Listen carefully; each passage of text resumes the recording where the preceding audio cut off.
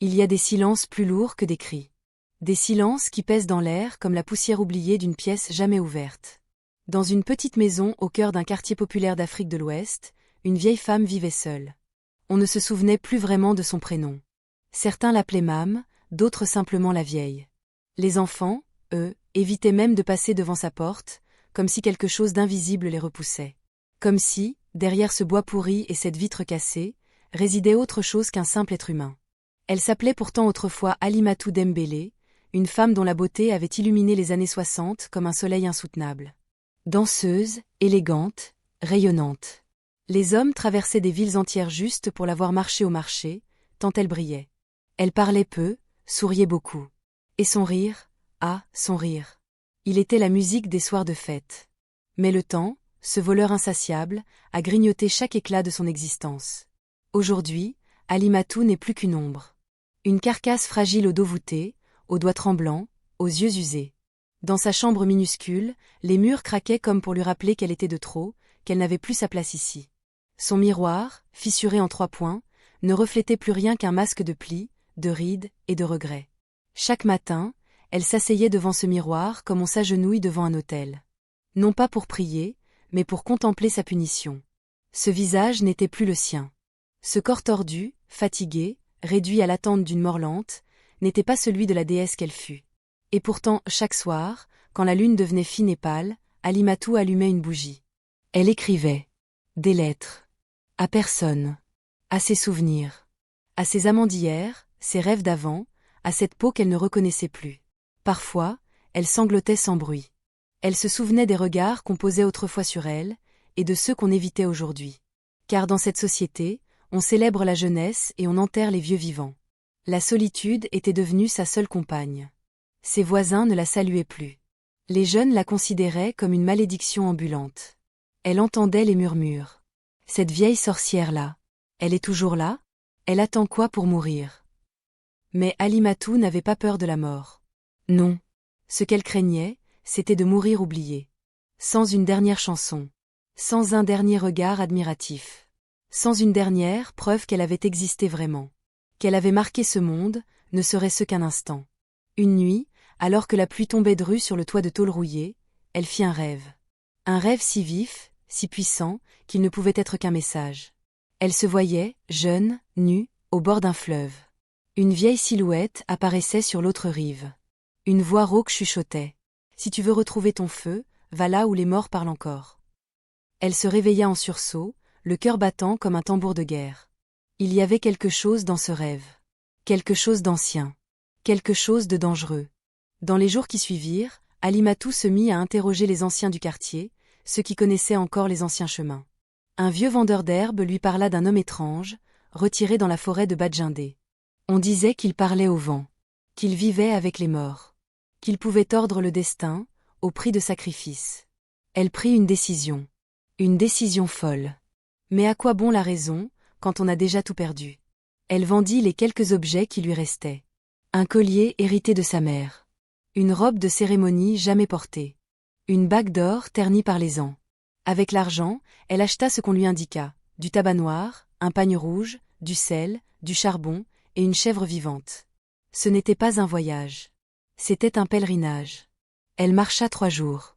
3 jours à travers les champs secs, les forêts épaisses, les rivières boueuses.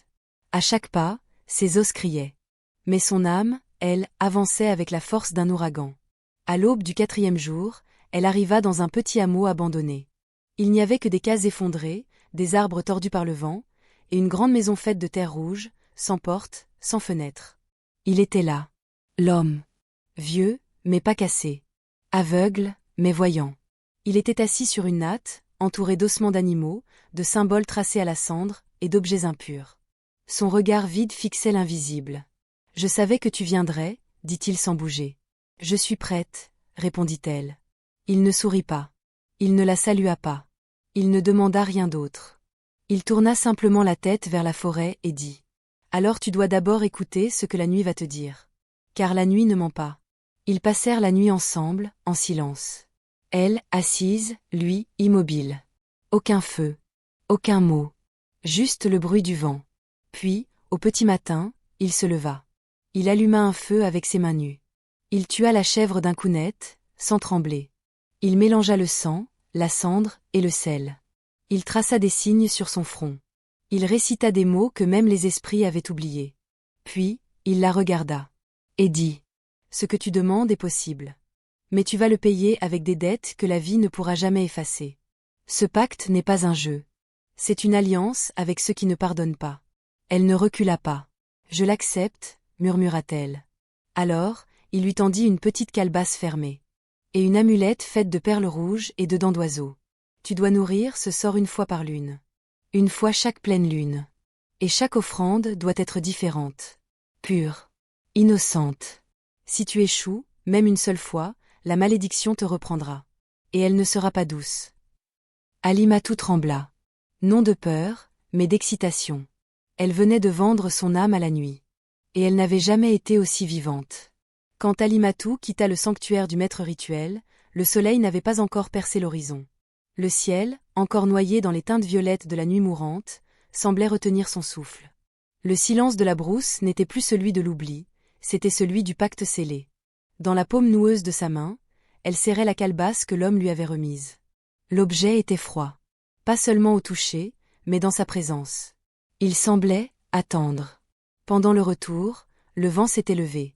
Un vent étrange, sec et chaud, qui tournait autour d'elle comme une présence. Les arbres murmuraient, les feuilles frémissaient sans raison. Chaque pas qu'elle posait semblait faire écho dans une autre dimension. Elle n'était plus tout à fait humaine. Pas encore démon non plus. Elle était entre deux. Quand elle rentra enfin chez elle, après des jours de marche, la ville lui parut étrangère. Les murs trop droits, les bruits trop familiers, les gens trop bruyants. Son regard s'était voilé d'un éclat nouveau. Son corps avait mal, mais son cœur battait avec une clarté brutale. Le rituel avait fonctionné. Elle le sentait dans ses veines. Quelque chose avait changé. Cette nuit-là, dans la pénombre de sa maison, elle ouvrit la calebasse pour la première fois. À l'intérieur, rien de tangible. Rien qu'un parfum. Une odeur douce et sucrée, mais entêtante, presque toxique. Elle referma vite l'objet, comme si elle venait d'ouvrir une tombe interdite. Puis elle prit le talisman, l'amulette offerte par le maître. Elle la passa à son cou.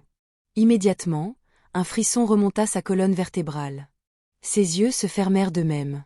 Des images jaillirent dans son esprit. Un tambour qui bat sous la terre, un serpent qui se mord la queue, des visages sans yeux qui chantent dans une langue disparue. Quand elle rouvrit les yeux, elle n'était plus la même.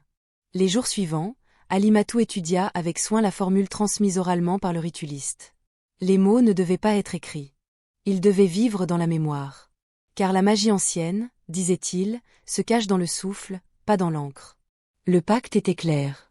À chaque lune pleine, une offrande. Une essence pure. Jamais deux fois la même. La jeunesse viendra par les fragments. Mais à la moindre souillure, le sort se retournera. Elle comprit très vite ce que signifiait essence pure. Ce n'était pas une métaphore. C'était littéral. Il s'agissait de capturer l'énergie vitale d'un jeune homme vierge, dans une forme précise, à travers un rituel codifié, mystérieux. Et chaque mois, il fallait recommencer. Sans jamais utiliser deux fois la même victime. Chaque être avait sa propre fréquence d'énergie, et seule l'innocence absolue garantissait la stabilité du sort. Mais comment procéder sans attirer l'attention? Comment trouver des proies sans éveiller de soupçons? C'est là que l'idée surgit. Crue. Audacieuse. Machiavélique. Se faire embaucher comme nourrice. Elle savait que dans les familles modernes, les parents étaient souvent absents, trop occupés à travailler, à courir après le confort. Les enfants, eux, étaient seuls, exposés, confiants avec les adultes. Et personne ne soupçonnerait une vieille femme apparemment fragile, parlant doucement, cuisinant avec soin, récitant des prières. Elle passa des semaines à changer son apparence. Nouveaux habits, faux papiers, perruques, lunettes, dossier médical fabriqué, certificat d'expérience. Elle utilisa un ancien contact d'une époque lointaine pour créer un profil discret sur un site d'aide à domicile. En moins d'un mois, elle obtint une première mission. Une famille aisée, un adolescent de 15 ans, les parents souvent en déplacement. Tout ce qu'il fallait. La première nuit fut un test. Elle ne fit rien. Elle observa. Elle écouta. Le garçon était poli, naïf, discret. Elle installa en secret une petite calebasse sous son lit, enduite d'un onguent noir. Elle murmura une prière en langue ancienne. Puis elle attendit. Le lendemain soir, pendant que l'adolescent dormait profondément, elle versa dans son thé une goutte d'un extrait mystique, un somnifère traditionnel, fait de feuilles interdites et de poudre de serpent. Inodore, incolore, indétectable. Quand il s'endormit, elle referma les portes. Elle installa le cercle. Elle prononça les mots. Elle fit ce que le rituel exigeait, dans un silence glacial. À l'aube, elle nettoya tout, remit les draps, effaça les traces. Le garçon ne se souvenait de rien. Il se plaignit simplement d'un cauchemar étrange et d'une fatigue inhabituelle. Alimatou, elle, rentra chez elle avec la calebasse remplie d'une vapeur tiède et lumineuse. Elle la plaça sur son autel. Elle s'assit devant. Et elle but. La transformation fut brutale. Une vague de chaleur parcourut son corps. Ses veines semblaient brûler. Elle crut mourir. Puis, peu à peu, la douleur fit place à une euphorie. Sa peau se tendit. Ses rides s'estompèrent. Ses cheveux reprirent une couleur sombre. Elle hurla. De joie. De douleur. De renaissance. Au matin, elle se regarda dans le miroir. Elle avait perdu 20 ans. Elle n'attendit pas. Elle se transforma en femme de 50 ans. Puis, 40. Puis, 35. Chaque mois, une nouvelle famille. Chaque fois, une nouvelle personnalité. Une nouvelle stratégie. Elle était tantôt douce et pieuse, tantôt moderne et drôle. Elle s'adaptait. Elle chassait. Puis elle disparaissait. Son apparence séduisait. Elle allait dans des bars chics, des galeries d'art, des événements de charité. Les hommes la convoitaient. Elle se fit passer pour une entrepreneuse, une veuve fortunée, une héritière. Certains la soupçonnaient, mais personne ne résistait à sa beauté. Elle dormait avec des hommes riches, puis disparaissait. Elle ne voulait pas d'amour. Juste de l'argent. Juste de la puissance. Mais elle n'était jamais satisfaite. Car le pacte ne permettait pas l'arrêt. Chaque mois, le corps demandait. Le rituel réclamait. Comme une bête affamée, la calebasse devait être nourrie, sinon elle réclamait son dû.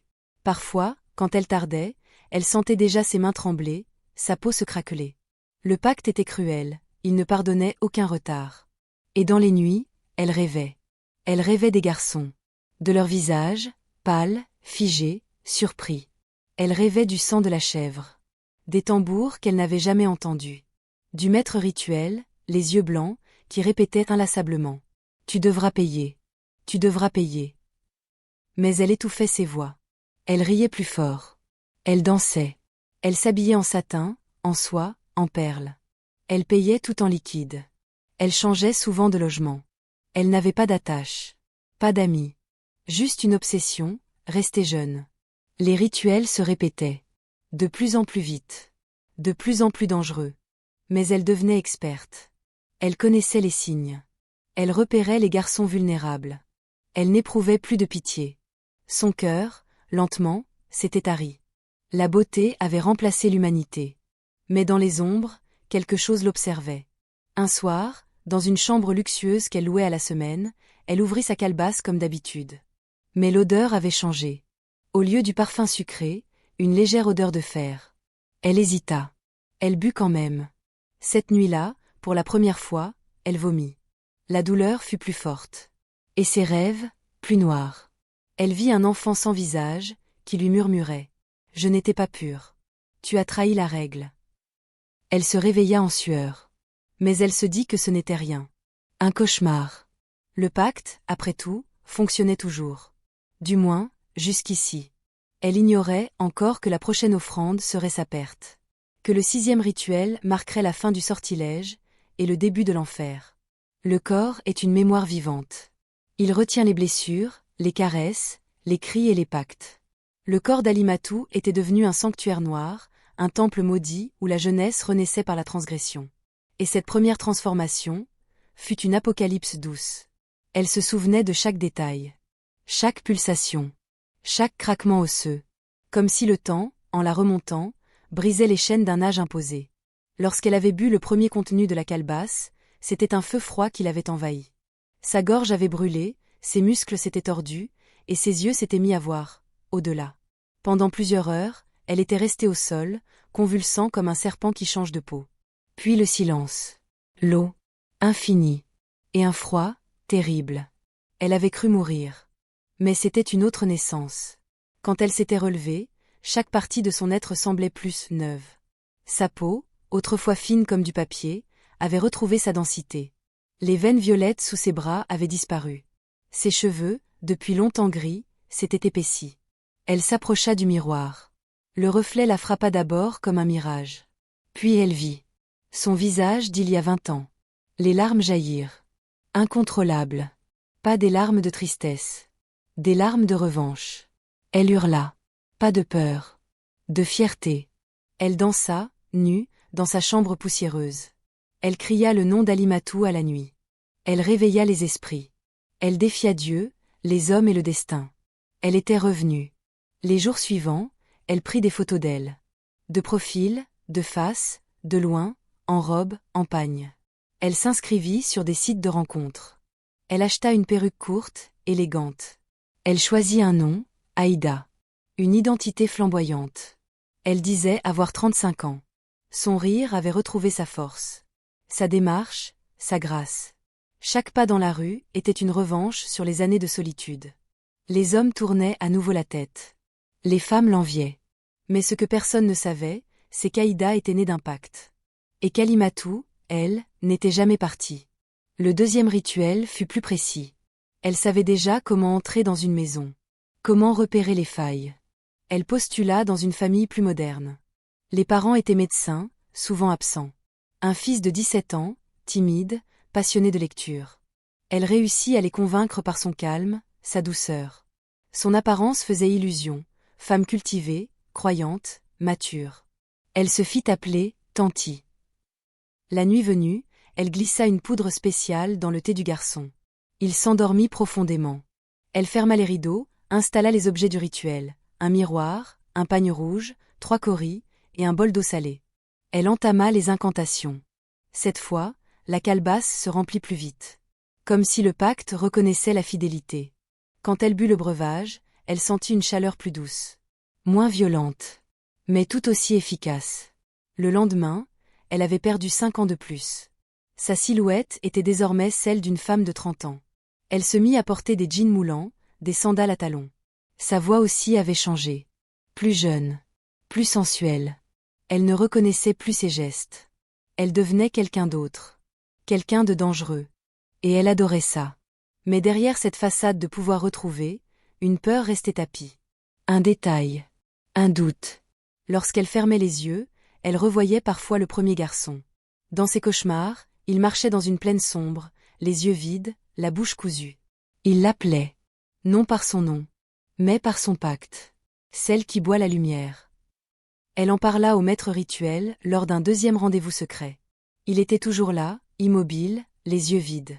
Tu vois leurs âmes, dit-il simplement. Astérisque, mais je ne les ai pas tuées, protesta-t-elle. Tu les as traversées. Et les traversées laissent des cicatrices. Elle ne posa plus de questions. Elle avait peur de la réponse. Les mois s'enchaînaient. Et avec eux, les rituels. Elle fit appel à de faux réseaux pour obtenir des missions de garde d'adolescents. Elle bougeait sans cesse. De ville en ville. De quartier en quartier. Elle devenait insaisissable. À chaque pleine lune, elle accomplissait le pacte. 3 garçons. Puis 4. Puis 5. Chacun, une marche vers une jeunesse parfaite. Son corps, désormais, semblait sculpté. Sa voix envoûtait. Elle ne dormait presque plus. Elle brillait dans les salons, les hôtels, les clubs. Elle s'inventa une vie. Une histoire. Une gloire. Les hommes riches la convoitaient. Les femmes l'imitaient. Mais personne ne pouvait égaler sa beauté, surnaturelle. Car c'était cela. Une beauté maudite. Mais le 6e rituel fut différent. La famille s'appelait les Doumbia. Gens stricts, pieux. 3 enfants. 2 filles, un garçon, Issa, 16 ans. Alimatou hésita. Quelque chose dans cette maison la mettait mal à l'aise. La mère priait beaucoup. Il y avait des versets accrochés sur les murs. Mais elle avait besoin de l'essence. Elle ne pouvait attendre une autre lune. Le corps commençait déjà à montrer des signes de fatigue. Sa peau se tachait. Ses ongles devenaient cassants. Elle accepta la mission. La nuit venue, elle répéta son plan. Le thé. La poudre. Le cercle. Les kauris. L'eau salée. Mais dès les premières prières, le silence sembla, pesant. Oppressant. Elle eut du mal à réciter les mots. Sa langue butait. Son souffle se coupa. Mais elle insista. Elle versa le liquide dans la calebasse. L'odeur était étrange. Fumée. Lourde. Pas sucrée. Pas douce. Elle hésita. Mais elle but. Ce fut un choc. Une brûlure atroce. Pas dans la gorge. Dans l'âme. Elle tomba. Se mit à convulser. À crier. Des visions noires. Des ombres qui s'agitaient. Des tambours qui battaient à l'envers. Le sang coula de son nez, de ses oreilles. Elle s'évanouit. Quand elle se réveilla, elle était vieille. Plus vieille qu'avant. Ses mains étaient noueuses. Sa peau craquelée. Son dos tordu. Elle hurla. Pas de rage. De terreur. Elle regarda son reflet, c'était une sorcière. Une chose. Un cauchemar. Elle avait échoué. Le garçon n'était pas chaste. Le pacte s'était retourné. Elle tenta de refaire le rituel. De corriger l'erreur. Mais rien n'y faisait. La calebasse restait vide. L'amulette brûlait sa peau. Le maître rituel ne répondit plus. Elle tenta d'aller le voir. Mais sa maison avait disparu. Le hameau n'existait plus. Elle n'était plus protégée. Elle était seule. Et le monde commençait à la voir telle qu'elle était. Le vent qui soufflait sur le visage d'Alimatou n'était plus celui d'une femme triomphante. Il ne caressait plus sa peau. Il la giflait. Il la rappelait à la réalité. Une réalité brutale, déchirante, elle avait fauté. Elle avait rompu le pacte. Ce soir-là, dans cette chambre silencieuse d'une maison bourgeoise, les murs semblaient se refermer sur elle. Les tableaux religieux accrochés au salon prenaient soudain une autre signification. Les versets murmurés par la mère d'Oumbia, que jadis elle considérait comme du folklore naïf, résonnaient maintenant comme des cloches d'alerte. Elle avait osé frôler l'inviolable. Et elle allait en payer le prix. La lumière vacillait. L'air sentait le cuivre, la peur, la terre mouillée. Alimatou se traîna jusqu'au miroir. Elle s'y vit. Mais ce n'était pas elle. Ce n'était plus Aïda, la belle courtisane, ni la nourrice avenante. C'était une créature. Un fantôme ratatiné. Un amas de peau tordue, de cheveux ternes, d'os douloureux. Elle hurla. Un cri qui n'était pas un cri humain. Un cri venu du ventre, du fond de la mémoire. Cette nuit-là, elle essaya de fuir. De quitter la maison. Mais ses jambes la trahissaient. Ses forces l'abandonnaient. Elle mit des heures à marcher jusqu'à son refuge. Là, elle tenta tout. Elle se lava avec de l'eau bénite volée à une église. Elle brûla du bois de Caïl Cédra. Elle récita de faux versets, de vieilles prières qu'elle ne comprenait même plus. Rien. La calebasse était sèche. L'amulette, noire. Le pacte, rompu. Et comme si cela ne suffisait pas, les cauchemars recommencèrent. Pire. Plus précis. Cette fois, il ne restait pas dans le sommeil. Il sortait des murs. Elle voyait les visages des garçons qu'elle avait trompés. Leurs bouches cousues. Leurs yeux vides. Il l'appelait. Non plus par son nom. Mais par un cri muet, une douleur éternelle. Elle se cacha. Pendant plusieurs jours. Elle ne sortait plus. Elle bandait ses bras, se couvrait de longs pagnes, de foulards. Elle parlait seule. Riait sans raison. Elle écrivait sur les murs. Je suis née 2 fois. Je mourrai 100 fois. La jeunesse est une dette. Le sang ne ment pas. La ville autour d'elle continuait de vivre. Mais dans son monde, l'apocalypse avait commencé. Et pourtant, malgré la douleur, malgré les signes, une part d'elle refusait d'abdiquer. Elle voulait comprendre. Pourquoi ce garçon? Pourquoi ce 6e rituel avait-il échoué? Elle retourna dans le quartier des Doumbia, déguisée, voûtée, effacée. Elle observa la maison de loin. Puis elle attendit la sortie du jeune Issa. Elle le suivit, lentement. Chaque pas lui coûtait. Elle sentait ses os craquer. Ses jambes trembler. Mais elle voulait la vérité. Au détour d'une rue, elle vit. Issa parlait avec une fille. Main dans la main. Elle était jeune, rieuse. Ils s'embrassèrent. Longuement. Tendrement. Alimatou s'effondra sur un banc. Le cœur battant. Il n'était pas vierge. Elle comprit tout. Le rituel exigeait la pureté. Une seule souillure suffisait à rompre le cercle. Le garçon n'était pas chaste. Et elle avait tenté de tricher. Le pacte n'avait pas seulement échoué. Il s'était retourné contre elle. Cette nuit-là, le ritualiste lui apparut en rêve. Non plus dans sa case poussiéreuse, mais dans une mer noire. Il flottait. Les yeux ouverts. Son visage était mangé par les flammes. Il ne parlait pas. Mais sa bouche laissa sortir des milliers d'araignées. Elles grimpaient sur elle, entraient dans sa bouche, ses narines. Elle se réveilla en suffoquant. Trempée. Dégoulinante de sueur. Son lit était couvert de moisissures. Les jours passèrent. Son corps ne faisait plus illusion. Même couverte, elle ne pouvait cacher les tremblements. Ses joues creuses. Ses yeux jaunâtres.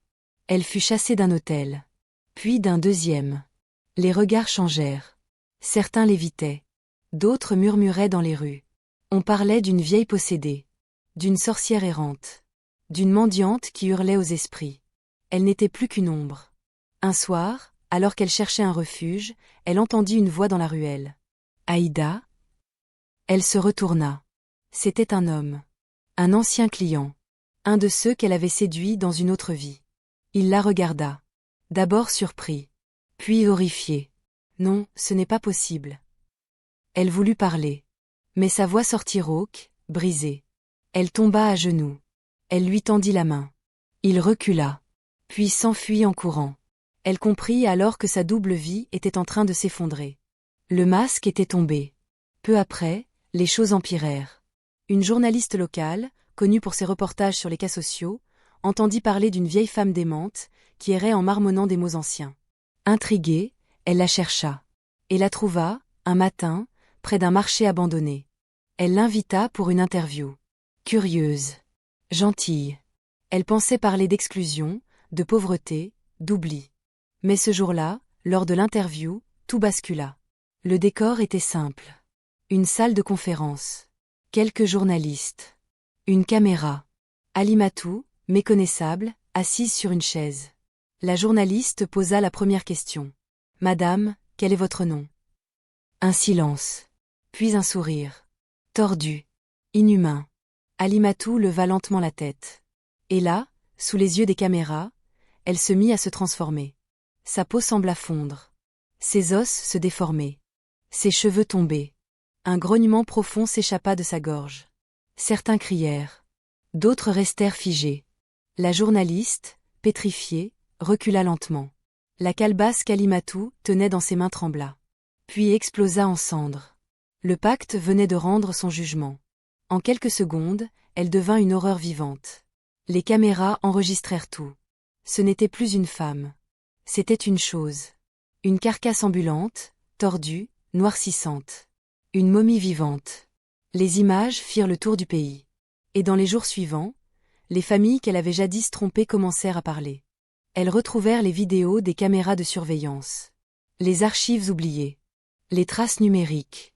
Les incohérences. Et peu à peu, le puzzle se forma. Elle avait infiltré 5 maisons. Elle avait touché leurs enfants. Elle les avait marqués à vie. Les parents se réunirent. Pas pour la justice. Pas pour la police. Mais pour la vengeance. Ils la traquèrent. Comme une bête. Ils la retrouvèrent. Près d'un ancien campement. Elle ne pouvait plus courir.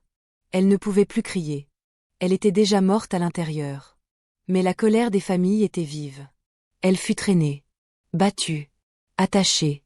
Mais au moment de lui ôter la vie, ils s'arrêtèrent. Car elle n'était plus humaine. Une voix s'éleva dans la foule. Laissez-la. Elle est déjà damnée. Alors ils l'abandonnèrent. Dans une case isolée. Verrouillée. Sans lumière. Et là, elle pourrit. Mais certains disent qu'elle ne mourut jamais vraiment. Parfois, les soirs de pleine lune, on entend un rire rauque, qui sort de la terre. Un rire qui dit « Je reviendrai, une dernière fois ». La case dans laquelle Alimatou avait été enfermée n'était ni une prison, ni un tombeau. C'était un entre-deux. Un lieu où le temps ne suivait plus la logique du monde. Une cellule faite de silence, de nuit, et de souvenirs pourrissants. Les jours n'existaient plus. La lumière ne filtrait pas. Seules les ombres passaient entre les interstices du bois vieilli. Elle ne mangeait presque pas. Elle buvait l'eau de pluie quand il pleuvait. Et le reste du temps, elle voyait. Car dans cette obscurité humide, les visions s'étaient installées. Elle ne rêvait plus. Elle revivait. Encore et encore. Chaque rituel. Chaque calebasse. Chaque garçon. Chaque pacte. Mais les souvenirs avaient changé. Dans ses visions, les enfants la voyaient. Ils ouvraient les yeux. Ils criaient. Ils la suppliaient. Certains lui tendaient la main, d'autres la griffaient. Leur sperme, dans les cauchemars, était du sang noir. Bouillant. Corrosif.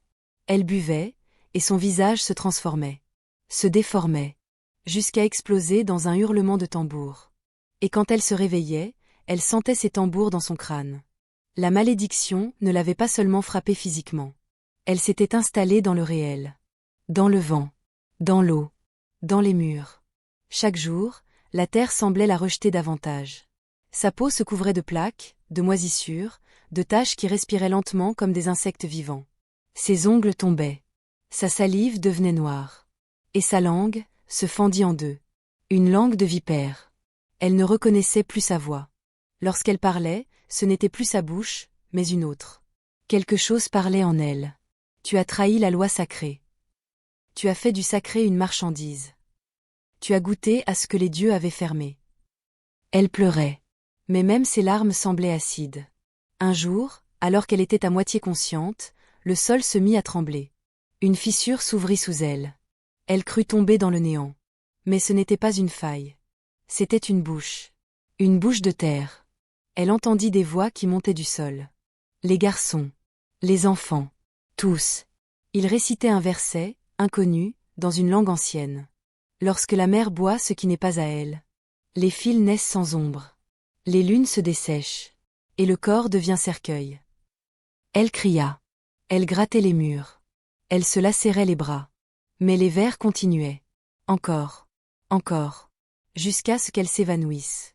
Elle resta inconsciente pendant ce qui sembla être une semaine. À son réveil, elle sentit un souffle froid. Quelqu'un était là. Elle leva la tête. Et vit, le ritualiste. Mais il n'était plus l'homme silencieux au regard vide. Son visage était tissé de scarifications mouvantes. Sa bouche était cousue par des fils d'or. Ses yeux brillaient comme deux lunes mortes. Il s'approcha d'elle. Il ne parlait pas. Mais elle comprenait.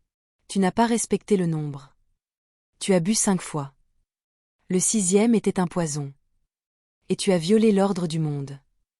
Elle le supplia. Elle le supplia comme une enfant. Elle se traîna à genoux. Elle lui baisa les pieds. Elle cria. Je veux réparer. Je veux rattraper. Je ferai tout. Mais le ritualiste ne bougea pas. Il leva simplement une main. Et du sol, surgit une calebasse. Fendue. Vide. Et il disparut. C'était fini. Elle n'avait plus le droit au rituel. Mais elle n'était pas morte. Et c'était ça, la malédiction suprême. Les jours qui suivirent furent un effondrement. Elle entendait les cris des garçons dans sa tête. Elle entendait le rire des femmes qu'elle avait trahies. Elle revoyait les visages des hommes qu'il avait désirés, puis méprisés. Elle sentait le poids du temps qu'elle avait fui. Et il tombait maintenant sur elle. Comme 1000 pierres. Un matin, elle se leva, tituba jusqu'à la porte de la case. Et la trouva, ouverte. Pas brisée. Pas forcée. Juste entr'ouverte. Comme si quelqu'un, ou quelque chose, voulait qu'elle parte. Mais partir vers où? Vers qui? Elle n'avait plus de nom. Plus d'âge. Plus d'identité. Elle n'était qu'un corps. Et même ce corps, elle ne le contrôlait plus. Elle erra dans les rues. Certains l'ignoraient. D'autres la pointaient du doigt. Les enfants pleuraient en la voyant. Elle se traîna jusqu'à un centre de soins. Elle s'assit sur un banc. Une infirmière s'approcha. « Madame, ça va ?» Elle ne répondit pas. Elle n'en avait plus la force. On l'emmena à l'intérieur. On voulut la laver, la soigner. Mais rien ne tenait. Les pansements brûlaient. Les médicaments faisaient saigner. Les médecins, eux-mêmes, ne comprenaient pas. Ils prirent des photos. Envoyèrent des rapports. Mais aucun diagnostic. Une infirmière murmura à une autre. « Je crois que c'est une sorcière. » Et l'information circula. Un journaliste reconnut son visage. Il fit le lien avec l'interview filmée. Il mena une enquête. Et soudain, l'histoire d'Alimatou sortit de l'ombre. Les médias s'en emparèrent. On parla d'elle à la radio, à la télé, sur les réseaux. La femme aux 1000 visages. La prostituée rajeunie par le mal. La mangeuse d'innocence. Elle devint un mythe vivant. Et le pays, la maudit. Des prêtres vinrent pour l'exorciser. Mais dès qu'ils posèrent les mains sur elle, certains furent pris de convulsions. Une femme de cœur perdit la parole. Un vieil imam se mit à pleurer du sang. Ils la laissèrent. en silence, terrifiés. Alors les anciens du village, ce qu'on appelait qu'en dernier recours, vinrent. Ils la prirent, une nuit, sans bruit. Ils l'amenèrent dans la forêt sacrée, au pied d'un baobab millénaire. Ils creusèrent une fosse, pas pour la tuer, mais pour l'oublier. Ils la descendirent, la lièrent, et fermèrent la fosse avec une dalle de pierre. Elle hurla, jusqu'à ce que sa voix se casse. Elle pleura, jusqu'à ce que ses yeux se vident. Et elle attendit. Mais même là, elle n'était pas seule. Les voix revinrent. Tu n'as pas encore payé. Il faut que tu racontes. Il faut que tu avoues. Et une nuit, une dernière transformation commença. Mais cette fois, ce n'était pas vers la jeunesse. C'était vers l'effacement. Sa peau devint transparente. Ses os se mirent à briller. Ses cheveux tombèrent un à un. Et son cœur cessa de battre. Mais elle respirait encore. Elle n'était plus vivante. Elle n'était plus morte. Elle était damnée. Le baobab était ancien. Plus vieux que le village. Plus vieux que les hommes. Il portait sur son écorce les cicatrices de générations entières, des noms gravés, des prières séchées, des sacrifices oubliés. Et désormais, dans ses racines, dormait un secret. Une damnée. Une bouche scellée par la pierre. Mais le silence ne dura pas longtemps. La nuit suivante, sous une lune pleine comme une pièce d'or, les anciens qui avaient creusé la fosse firent tous le même rêve. Ils virent le baobab s'ouvrir. Et une voix sortir. Non pas une voix humaine. Une voix composite, faite de toutes les douleurs du monde. Une voix de nourrisson, de vieillard, de femme en couche, de fou en prière. Je n'ai pas fini. Ils se réveillèrent en sueur. Tremblants. Certains eurent des convulsions. Un d'eux, le plus âgé, mourut dans son sommeil. Le matin, on retrouva son corps froid, le regard figé vers le plafond, la bouche pleine de terre. Quelque chose essayait de sortir. Sous la pierre, dans la fosse, Alimatou n'était plus tout à fait Alimatou. Elle ne ressentait plus le froid. Ni la faim. Elle ne pleurait plus. Elle ne parlait plus. Mais elle entendait. Elle entendait les voix du monde d'en haut. Les racines qui poussaient. Les insectes qui rampaient. Le tambour des battements de cœur des gens qui vivaient sans savoir qu'à quelques mètres sous leurs pieds, elle veillait. Et elle murmurait. Pas fort. Juste un souffle. Je n'ai pas fini. Les villageois commencèrent à parler. On disait que la terre était malade. Les feuilles du baobab tombaient trop tôt. Les fruits pourrissaient avant de mûrir. Un soir, un enfant fut retrouvé inconscient au pied de l'arbre, les yeux grands ouverts, les mains crispées autour d'un caillou. Il bégayait. La femme en dessous, elle me parlait. On interdit l'accès à la clairière. On construisit une barrière. Mais cela ne servit à rien. Car la malédiction n'était plus seulement enfermée. Elle se propageait. Une jeune femme, venue en pèlerinage, tomba enceinte sans explication. On accusa un esprit. Un prêtre fut pris de délire, hurlant qu'une voix lui ordonnait d'ouvrir la terre. Un fou, qui vivait près du marché, s'entailla les bras pour écrire un mot en sang sur le mur. Elle revient par les racines. La peur grandit. La terre ne dormait plus. Et Alimatou, elle écoutait. Elle attendait. Car elle avait compris, la pierre ne suffisait pas. Son corps était enterré. Mais son esprit, lui, était en transit. Elle flottait entre les mondes. Elle avait goûté à un pouvoir interdit. Elle avait rompu un pacte. Et elle portait maintenant en elle la semence du chaos. Chaque nuit, elle partait en rêve. Elle visitait les maisons des anciens enfants. Elle les voyait, devenus adultes, mais toujours blessés. Certains avaient développé des phobies. D'autres, une dépression sans nom. Un, même, s'était pendu. Elle avait fait plus que briser des corps. Elle avait contaminé des âmes. Alors elle fit ce que font les damnés quand tout semble perdu, elle tenta de pactiser une seconde fois. Depuis la fosse, elle murmura. Elle appela les puissances anciennes. Pas les dieux. Pas les ancêtres. Les entités plus vieilles que le langage. Les veilleurs du vide. Les affamés du dessous. Et ils répondirent.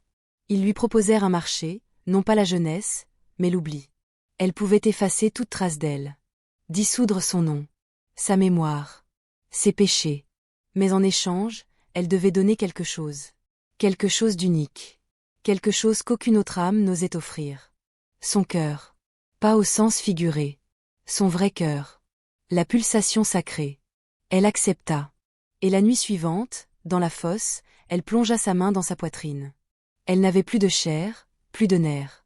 Juste une volonté nue. Elle tira. Et la terre trembla. Au village, les chiens hurlèrent toute la nuit. Des bébés naquirent morts. Des radios explosèrent sans raison. Et au matin, le baobab saigna. Oui. Du sang. Épais. Noir. Visqueux. Il coulait lentement du tronc, formant une mare sacrée.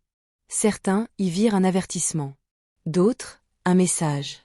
Mais personne n'osa s'approcher. Sous la pierre, Alimatou n'était plus là. Son corps, oui. Mais son esprit avait été absorbé. Réparti. Fragmenté. Et c'est là que commencèrent les incidents dans d'autres villages. À 100 kilomètres, une adolescente fut prise de spasmes. Elle hurlait dans une langue qu'elle ne connaissait pas. À 200 kilomètres, un marabout affirma qu'un esprit de femme tentait d'entrer en lui chaque nuit. À la capitale, un centre psychiatrique rapporta 6 cas similaires en une semaine. Et dans chaque cas, le même mot revenait, griffonné, crié, murmuré. Alimatou. Elle s'était diluée dans le monde. Elle était devenue murmure. Souffle. Mal invisible. Certains anciens dirent qu'elle allait revenir. Mais pas sous forme humaine. Sous forme de vent. De virus. De chansons. Qu'un jour, une enfant chanterait un air venu de nulle part. Et que ceux qui écouteraient cette chanson tomberaient dans une torpeur lente. Une vieillesse accélérée. Comme une justice cosmique. D'autres affirmèrent qu'elle avait rejoint le grand fleuve. Qu'elle errait dans les eaux, méconnaissable, cherchant une dernière victime. Non pas pour rajeunir, cette fois. Mais pour mourir. Enfin. Mais personne ne sait. Le baobab, lui, se tait. Sa pierre est toujours là. Mais parfois, juste après minuit, on entend un léger souffle. Comme une brise.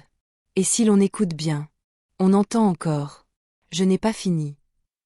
L'année passa. Mais la mémoire d'Alimatou, elle, ne passa pas. On ne la voyait plus, certes. Son corps était sous terre. Son esprit, dilué. Mais elle restait, partout. Dans les villages reculés, les anciens racontaient encore son histoire aux enfants. Non pour les effrayer, mais pour les prévenir. Ils ne disaient pas son nom. Ils parlaient de « la femme qui voulait manger le temps ». De « celle qui a bu le feu d'enfant ». De l'ombre à la langue fendue. Mais dans le sud, dans une ville poussiéreuse où les tambours parlaient mieux que les mots, quelque chose recommença. Une femme. Jeune, belle. Trop belle. Apparut du jour au lendemain, dans un quartier pauvre. Sans famille. Sans trace. Sans passé. On l'appelait Mamie Sirata. Elle ne parlait pas beaucoup. Elle souriait. Elle vendait des fruits au marché, mais son vrai commerce se faisait la nuit. Elle recevait des hommes. Vieux, jeunes, mariés, étrangers. Elle n'avait pas besoin de les séduire. Ils venaient d'eux-mêmes, comme poussés par une force silencieuse. Et quand ils repartaient, ils étaient changés. Plus maigres. Plus ternes. Plus tristes. Certains se mirent à délirer. D'autres se donnèrent la mort. Les anciens comprirent. Ce n'était pas Alimatou. Pas directement. Mais c'était une parcelle d'elle. Une étincelle. Un fragment. Un morceau de cette essence maudite qui cherchait un nouveau véhicule. Et Mamie Sirata l'avait trouvé. Un prêtre tenta de l'exorciser. Il entra dans sa maison avec de l'eau bénite, des prières, des colliers de perles. Il n'en ressortit jamais. Quand on ouvrit la porte 2 jours plus tard, il était là. Assis. Les yeux vides. La bouche cousue avec ses propres cheveux. Il souriait. Mais ce sourire n'était pas le sien. Il murmurait. Elle n'a pas fini. Alors les chefs religieux, les chefs spirituels, les devins, les voyants, tous comprirent qu'il fallait agir autrement. Il ne suffisait plus d'enfermer. Ni de prier. Il fallait offrir. Faire un troc.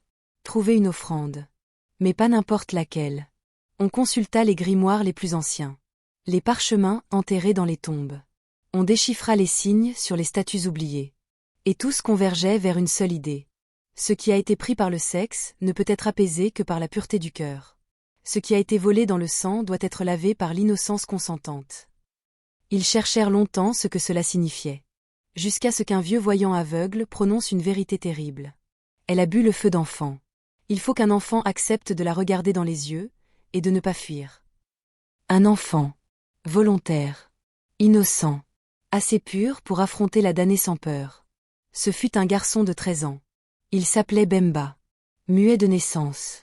mais avec un regard profond, clair, comme l'eau du Nil. Il accepta. Pas par bravade. Parfois. Il ne savait pas parler, mais il savait écouter. Et dans ses rêves, depuis des mois, une voix lui disait « Viens me voir. Ne me crains pas. Tu es mon oubli. » On le prépara. On le lava. On le rasa. On lui donna une tunique blanche. Et on l'amena au baobab. Devant la pierre. Et là, quelque chose changea. La pierre vibra. Les racines tremblèrent. Une fissure s'ouvrit lentement, dans un gémissement d'outre-monde. Et un souffle monta. Fétide. Brûlant. Vieux comme 1000 morts. Bemba entra. À l'intérieur, ce n'était pas une fosse. C'était un sanctuaire inversé. Un ventre. Des visages étaient sculptés dans les murs. Des mains jaillissaient du sol. Des yeux s'ouvraient dans le noir. Et au centre, Alimatou, ou ce qu'il en restait. Un corps translucide. Suspendu. Sans chair. Composé d'ombre, de souvenirs, de regrets. Quand elle vit Bemba, elle ne parla pas. Elle hurla. Un hurlement venu du fond du monde. Les murs vibrèrent. Mais Bemba ne recula pas. Il tendit la main.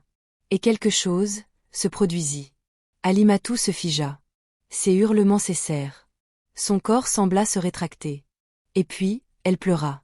Pour la première fois. Des larmes claires. Bemba posa la main sur elle. Et dit, sans parler. « Je te vois. Je te pardonne. Tu peux partir. » Alors elle s'effondra. En 1000 particules. En poussière. En lumière. Elle disparut. Et un silence absolu s'installa. Quand Bemba sortit du baobab, le ciel était plus clair. Les oiseaux revinrent.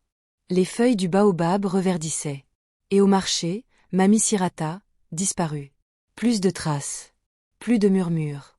Juste le souvenir. Mais la légende ne mourut pas. Car ceux qui étaient sensibles continuaient de sentir. Un frisson dans la nuque. Un souffle dans l'oreille. Une voix, parfois, dans le noir. Elle a fini. Mais d'autres viendront. Et dans le grand fleuve, là où le ciel touche l'eau. Un jour, un pêcheur jura avoir vu une femme marcher sur les flots. Belle. Nue. Jeune. Mais son ombre était vieille. Et sa bouche souriait sans fin. Les années ont passé. Le village où tout a commencé n'existe plus. Le baobab est mort, rongé par le feu d'un éclair un soir d'orage. Sa carcasse calcinée repose toujours là, noire comme une bouche qui refuse de se refermer. Plus personne ne s'en approche. Les enfants en font le tour en courant, sans jamais oser le toucher. Mais la terre se souvient. Même quand les hommes oublient, même quand la mémoire s'efface sous les générations, la terre, elle, garde la trace des pactes anciens. Elle se souvient du sang versé en secret, des esprits invoqués dans le silence, des corps offerts à la jeunesse interdite. Elle se souvient d'Alimatou. Elle, qui ne voulait plus vieillir. Elle, qui rêvait d'un autre visage. Elle, qui pensait pouvoir tromper le temps en buvant ce qui ne lui appartenait pas. Et aujourd'hui encore, des conteurs disent son nom à voix basse. Pas pour accuser. Pas pour exorciser. Mais pour avertir. Car ce n'est pas l'histoire d'une sorcière. Ni même d'un démon. C'est l'histoire d'un choix. Celui qu'on fait quand on regarde dans le miroir, et qu'on refuse ce qu'on voit. Celui qu'on fait quand le monde nous oublie, et qu'on veut qu'il nous regarde à nouveau, à n'importe quel prix. Car c'est ça, le vrai mal. Ce n'est pas le marabout. Ce n'est pas le rituel. Ce n'est pas le pacte avec des forces qu'on ne comprend pas. Le vrai mal, c'est le refus de disparaître. C'est l'orgueil de vouloir durer. D'exister encore, même si c'est en détruisant les autres. Alimatou ne voulait pas faire le mal, au début. Elle voulait juste se sentir vivante. Elle voulait juste qu'on la regarde à nouveau. Qu'on l'écoute. Qu'on lui dise qu'elle était encore belle. Encore digne. Encore femme. Mais le monde est cruel avec les vieilles femmes. Surtout celles qui n'ont plus personne. Le monde oublie vite. Et parfois, les oubliées deviennent dangereuses. Elle a choisi de prendre ce qu'on lui refusait. Elle a pris les corps, les désirs, la jeunesse des autres pour en faire un masque. Un mensonge. Et ce masque s'est collé à elle. L'a possédée. Et l'a dévorée. Aujourd'hui, dans d'autres villes, dans d'autres ruelles, certaines femmes tentent encore ce même chemin. Elles vont voir les ritualistes. Elles versent leur sang sur les fétiches. Elles récitent les noms interdits. Elles offrent leur souffle contre des minutes de beauté. Elles boivent des décoctions au goût amer. Et certaines pactisent avec des choses qu'elles ne voient pas. Elle pense gagner. Mais le temps ne se négocie pas. Le temps, c'est un esprit vieux, plus vieux que les dieux, plus vieux que la poussière. Il ne se laisse pas acheter. Il peut reculer. Il peut feindre. Mais il revient toujours, avec les intérêts. Il vous rattrape. Sous forme de maladie. De cauchemar. De solitude. Les enfants d'Alimatou, ceux qu'elle a blessés, souillés, manipulés, ne l'ont jamais vraiment oublié. Certains sont devenus muets. D'autres voient des ombres dans leurs rêves. Un a écrit un roman. Il n'a jamais dit que c'était son histoire. Mais à la dernière page, il y avait une phrase. J'ai regardé le mal dans les yeux, et il portait le visage de ma nourrice. Et Bemba, l'enfant muet, devenu homme, vit désormais loin. Très loin. Il s'est retiré dans une forêt, entre les herbes sacrées et les tam-tams des anciens. Il ne parle toujours pas. Mais dans ses silences, il dit tout. Il a fondé un sanctuaire. Un lieu pour ceux qui entendent les voix. Ceux qui rêvent de figures aux bouches noires. Ceux qui sentent qu'ils sont suivis par quelque chose qui vient d'avant leur naissance. Et dans ce sanctuaire, il y a une stèle. Simple. Une pierre nue. Dessus, un seul mot, gravé à la main. Alimatou. Pas pour la condamner. Mais pour qu'elle repose.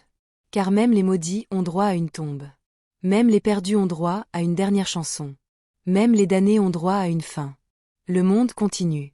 Les enfants jouent à nouveau sous les arbres. Les femmes âgées racontent des histoires au coin du feu. Mais quand la nuit est très noire, quand la pluie ne veut pas s'arrêter, quand la lune est cachée derrière les nuages, alors, le vent change de ton. Et dans ce vent, on croit entendre une voix. Le corps change, mais le désir reste. Le miroir brise, mais l'ombre persiste. Je n'ai pas fini. Mais elle a fini. Alimatou a fini. Son histoire est écrite. Son nom est scellé. Elle est redevenue poussière. Mais son histoire, elle, vivra toujours. Car chaque fois qu'une femme regardera le temps comme un ennemi. Chaque fois qu'un pacte sera proposé au coin d'un marché. Chaque fois qu'une beauté trop parfaite passera sans nom. On se souviendra d'elle. Et l'on dira. Méfie-toi de celle qui ne vieillit pas. Elle n'est pas née de ce monde.